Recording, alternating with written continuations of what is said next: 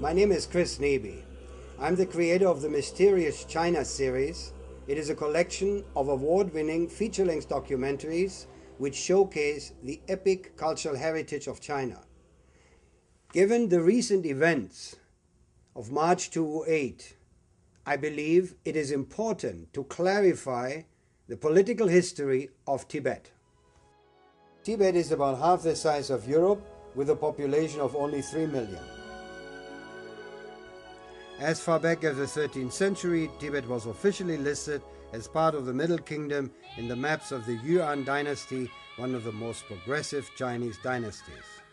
Buddhism, a religion that originated in India, was introduced to Tibet in the 7th century. Tibetan Lamaism is a form of Buddhism intermingled with Bon, the ancient indigenous religion of Tibet. Lamaism made every effort to suppress Bon for the centuries to follow. With the introduction of Buddhism from India came the Indian caste system in all its demeaning form. Rigid laws divided Tibetans in 3 castes. Each caste comprised 3 ranks. The first caste included the living Buddha, upper senior class monks, and the aristocracy. Their lives were valued in pure gold equal to their body weight. The second caste included lower-ranking monks, officials, and merchants. The third caste was for manual laborers, women, butchers, blacksmiths, hunters, herdsmen, and entertainers. Their life was valued equal to a rope of straw. The first caste made up less than 5% of the Tibetans, but they were the ruling class. They owned all the land, pastures, forests, mountains, rivers, and lakes, as well as the bulk of the livestock. 95% of the Tibetans were slaves or serfs. The first caste enjoyed the right to enslave and to buy and sell slaves and serfs. In the eyes of their masters, they were no better than beasts of burden. For centuries, ordinary Tibetans suffered barbaric exploitation and subjugation, all in the name of a feudal theocracy. When discussing Tibet, it is important to realize that for much of China's epic 5,000 years of civilization, they were far more advanced than Western cultures. The Chinese were the first to invent paper, paper money, printed books, gunpowder, porcelain, cast iron, and the magnetic compass. During the last 2 centuries, however, China's relationship with the West has been tragic because of the oppressive colonial Western powers and Imperial Japan. Subsequently, for protection, China isolated itself from the outside world. The result is that today, China is still a developing nation facing many problems, but it is rapidly solving them with ingenuity and diligence.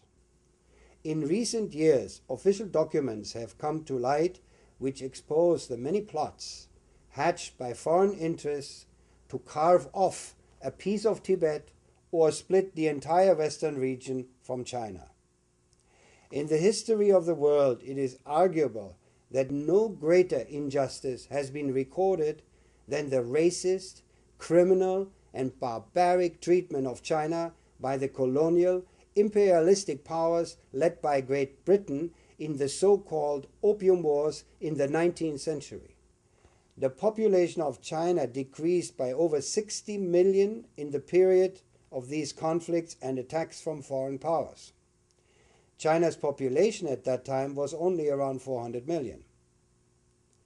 In their ceaseless efforts to take advantage of China, the British, while ruling India, created a political incident in the early part of the last century and annexed a semi-tropical region south of the Himalayas.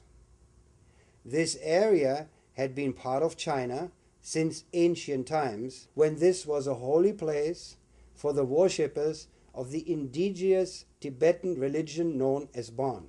After declaring independence, a few years later, the Indian government incorporated the annexed area into the new India. To this day, this border dispute remains unsolved and continues to taint Indo-Chinese relations. With British support and encouragement, Tibet declared independence from China in 1913. This claim of independence was never acknowledged by China, as it had much more pressing problems to deal with. The Qing dynasty had fallen, and the new central government in Beijing faced many problems trying to consolidate the rest of China, all the while fighting warlords backed by foreign powers. It was in 1950, after ending the Chinese Civil War and defeating the Imperial Japanese Army, that the central government firmly asserted its presence in Tibet. In 1959, backed by British interests, a revolt broke out in Tibet. The central government quickly quelled the rebellion of the rich and ruling theocratic elite, sending the Dalai Lama and his entourage of senior monks and nobles to India, where they have remained ever since.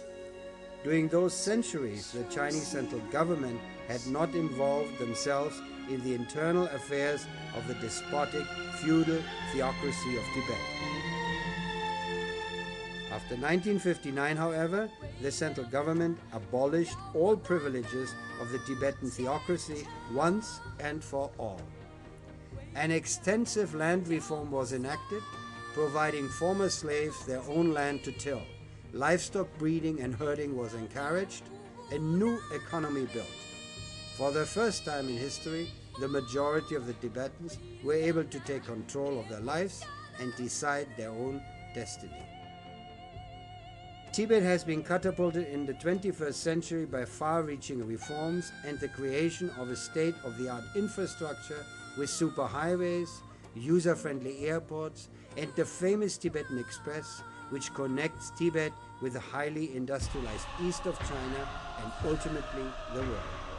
The Tibetan economy has flourished and created fundamental socio-economic changes in this once impoverished and inaccessible remote western region of China.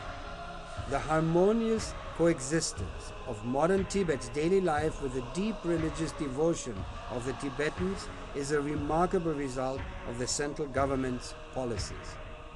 It is very sad that once again outside powers are trying to discredit and embarrass China.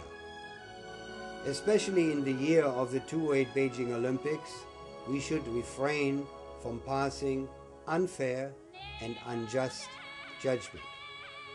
The Chinese are joyfully preparing for the Olympic Games in peace and harmony. We must not muddy the Olympic Games with political intrigue. We should honor the wisdom of Confucius.